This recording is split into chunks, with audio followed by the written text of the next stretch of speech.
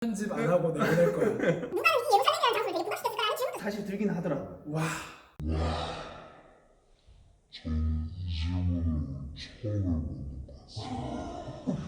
뭐라 했었는겨?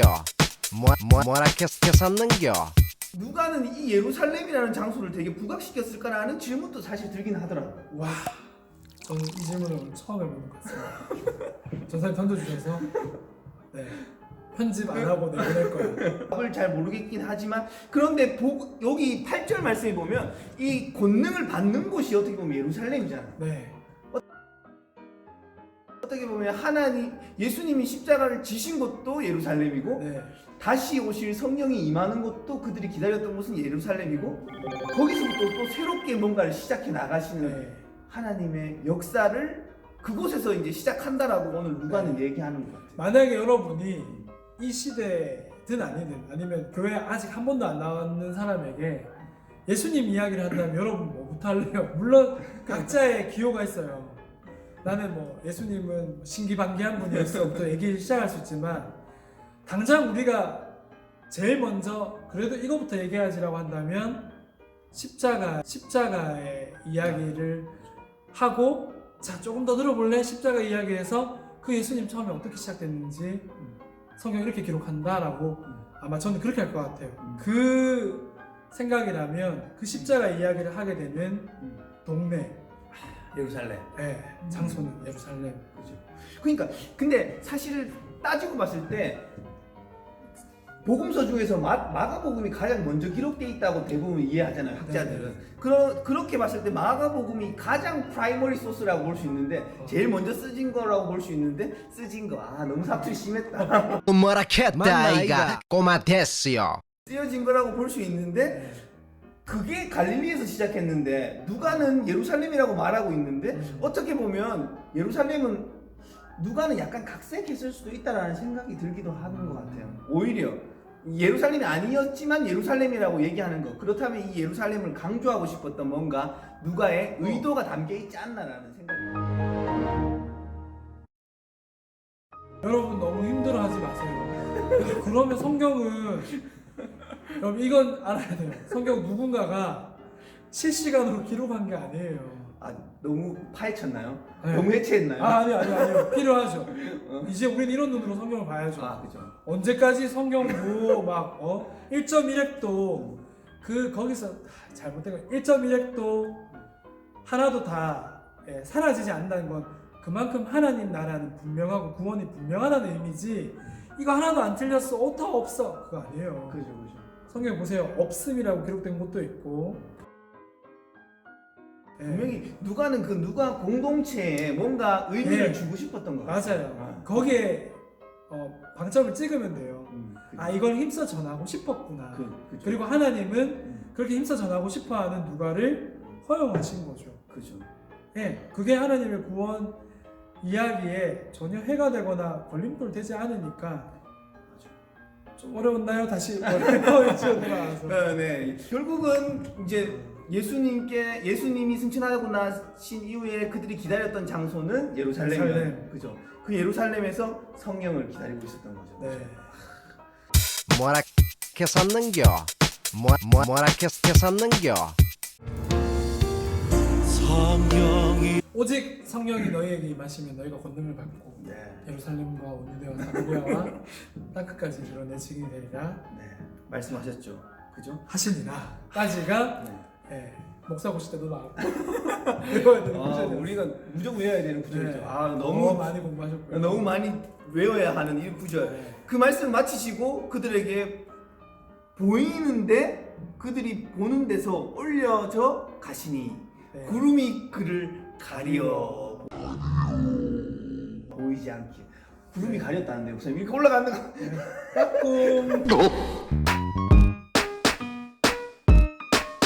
이렇게 올라간 거 아닙니까? 아주 운문적인 표현. 네, 문학적이에요. 네. 상당히 문학적이에요. 네네. 그죠? 상당히 네. 그렇게 갔는데 옆에 있던 흰 옷 입은 두 사람이 그들 곁에 있었대요. 와. 갈릴리 사람들아 어찌하여 서서 하늘을 쳐다보느냐. 다시 온대요. 그대로. 약속한 대로 다시 오신다. 맞아요. 이렇게 이야기하고 있습니다. 그죠? 네. 그들이 이제 예수님이 올라가시고 난 이후에 예수님을 기다리기 시작하겠죠. 이제 약속하셨으니까. 네. 음. 이 부분 되게 중요해요. 사도행전 1장에서. 그죠. 그냥 올라가셨어. 너에겐 성령이 오셨지가 아니라 그는 다시 오신다. 이게 초기 기독교 공동체의 중요한 신앙의 그죠. 예, 임박한 종말로. 네. 그죠. 예, 줄기였어요. 딱 중요한 핵심 줄기였어요. 그러니까 곧 오신다라고 믿고 그죠. 네. 그들은 끊임없이 모여서 그 신앙 공동체를 유지하려고 힘썼죠. 그죠. 네네. 오늘 이 보면 12절 이어서 보면 감람원이라는 산에서 이제 모여 있기 시작합니다. 뭐 했을까요, 목사님? 기도원에 들어간 것 같아요. 네, 기도원. 지금으로 따지면 네, 그렇죠. 당장의 어떤 목적을 탁탁탁 이렇게 짚어주는 사람이 아무도 없었겠죠. 왜냐하면 다 처음 겪는 일이고. 그죠. 네. 저는 얘들이 산에 가서 뭐 했을까라는 생각이 들더라고요. 도대체 뭘 했을까? 네. 사실 아무도 모르는데 네네. 성령이 임하기 전까지는 본인들이 뭘 해야 될지 사실 모르는 상황에 있었을 네네. 텐데 뭘 했을까요? 너무 궁금합니다. 성경 기록하지 않고 있어요. 뭘 했는지에 그냥 대해서는. 이러고 지나가 버리죠. 14절에 보면 더불어 마음을 같이하여 오로지 기도에 힘쓰더라라고는 기록되어 있어요. 기도에 힘쓰더라. 네. 기도했던 것 같아요. 일단은 그죠. 누가 기도조차도 음. 화려하지 않았을 수 있을 거예요. 그죠 그죠. 다분히 기도라는 자체가 우리가 기도 제목을 가지고 기도를 한다는 얘기들을 많이는 하지만 전사님도 그렇고 우리 기도를 해보면 내가 준비하지 않았던 기도 제목들도 나오죠. 예, 이따금씩 내가 생각지도 않았던 어떤 기도 제목들, 맞아요. 기도의 표현들이 불쑥불쑥 나와요. 우리는 이런 것들을 하나님께서 이렇게 기도하도록 이끌어 주셨다 이렇게 그죠. 고백을 하는 게 그런 것들일 거예요. 아마 각자에게 어떤 기도할 만한 제목들이 있었겠죠. 아니면 아예 주기도문을 그냥 배운 기도문을 해야지 아 그랬을 수도 있겠네요. 네, 진짜. 했을 수도 있어요. 예수님으로부터 배웠던 그 주기도문을 계속 이렇게 같이 네. 했을 수도 있겠다는 생각도 네네. 드네요. 네. 여러 가지 기도의 방법들로 정확하게 알 수는 없지만 그렇게 기도했다라고 볼 수 있고요. 예수님께서 이 얘기를 약속하신 아버지께서 약속하신 그 성령을 기다리라 몇 날이 못 되어 네, 우리가 성령을 이제 받게 된 이야기가 그 몇 날이 정확히 우리가 어떻게 하냐면 열흘로 봐요.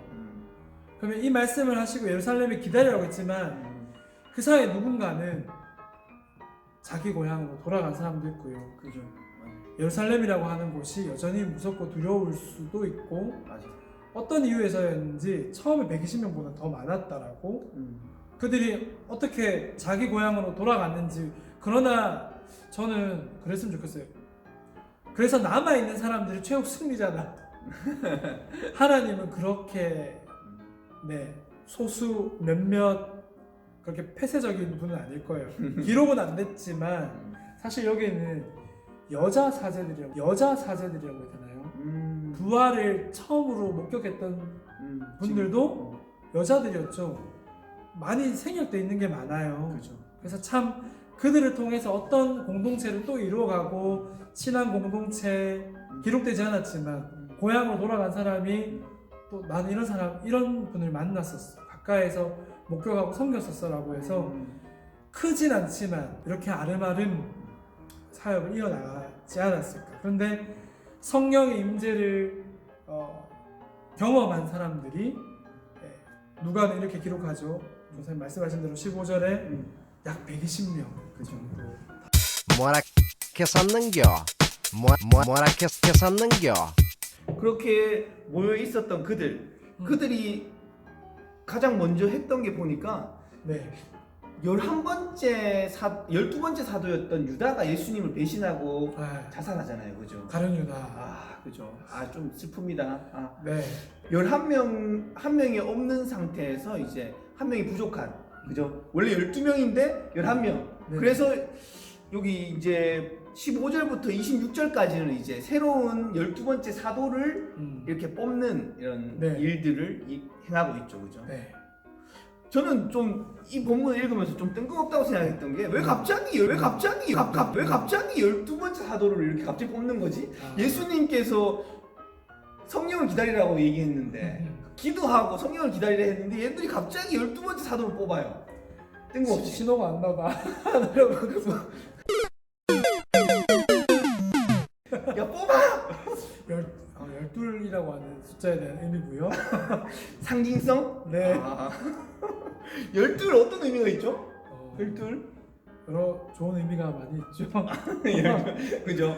일단 12지파 그죠? 네, 이스라엘 제일 먼저 12지파. 나와야죠. 이 해석은. 그죠? 12지파. 12지파를 네, 근데 이스라엘 12지파만 구원할까가 아니라 완전 성에 대한 부분일 거예요. 하나도 빠짐없이. 네, 그런 의미도 있고. 성령이 임하기 전에 뭔가 그걸 준비한다는 의미. 아까 전에 40일에 대해서도 뭔가 예수님께서 40일 동안 그곳에 머물러 있었다는 것을 누가가 이렇게 기록했는데 그게 뭔가 이 제자들, 예수님의 제자들을 준비시켰던 것처럼 이 성령이 임하기 전에 뭔가 이 제자들을 준비시킨다는 의미도 있다라는 생각도 좀 드는 것 같기도 합니다. 그죠?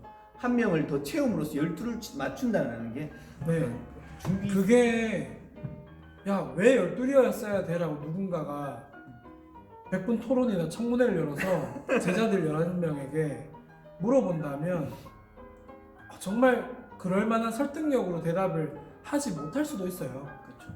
근데 제자들은 그렇게 생각했다는 거겠죠. 네, 어떤 나쁜 의도가 아니라 거기에 어떤 의미를 부여한다고 그게 나쁠까요? 그게 구원이 희석되고 이런 것도 아니겠죠. 하나님의 구원이. 누가는 분명히 이걸 전달하는 공동체에다가 이 의미를 좀 부여했던 것 같아요. 12이라는 이 숫자를 채운다라는 의미 자체에서 뭔가 누가는 이걸 기록하면서 의미 부여하고 싶었던 게 아닐까. 네. 무엇을 의미 부여하고 싶었을까라는 생각이 좀 드는 것 같아요. 또 질문해보면 누가는 이 공동체에다가 왜 이 12를 채우도록 했을까. 그런 고민이 살짝 드는 것 같기도 합니다. 네. 그렇게 마띠아를 뽑게 되죠. 그죠? 아이고 마띠아. 마띠아. 틀린 게 아니고 마띠아. 2명 중에 3명이 뽑히죠. 그죠? 네. 하나는 유스도라 하는 요셉이고 요셉이구나. 요셉이고 하나는 마띠아. 마띠아. 어떻게 뽑죠? 제비. 제비를 뽑습니다. 탁기를 해서. 네. 네. 마띠아가 아이고 마띠아. 마띠아를 뽑죠. 그죠? 그러나 마띠아에 대한 기록은 여기가 끝입니다. 그러니까요. 그게 네. 그것도 좀 웃긴 것 같아요. 네. 좀 설명을 좀 많이 해주지.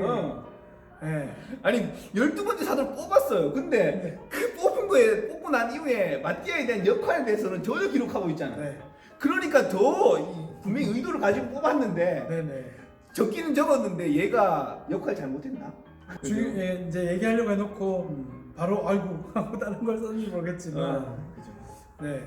성경은 일단 가감없이 이걸 전하고 있어요. 그죠. 우리는 이게 틀렸다가 아니라 왜 그렇지라고 하는 질문들을 던져보게끔 할 만한 여기서 설명이 좀 더 들어가주면 좋겠는데 그게 없지만 그래서 우리가 볼 수 있는 만큼에서 묵상을 해보고 고백으로 이렇게 넘어가는 게 맞는 것 같아요. 너무 여기서 힘쓰지 말고 앞만 파봐도 안 빠집니다. 마띠아는 안 나와요. 그냥 예쁘나. 네, 마띠아는 12번째 사도였다라는 거. 네, 잘했겠죠. 성경 퀴즈 대회 때 나올 수 있어요. 네, 이렇게 해서 이제 사도행전 1장의 내용들을 쭉 우리가 이제 쭉 풀어봤죠, 그죠? 네. 뭐라 했었는겨? 뭐라 했었는겨?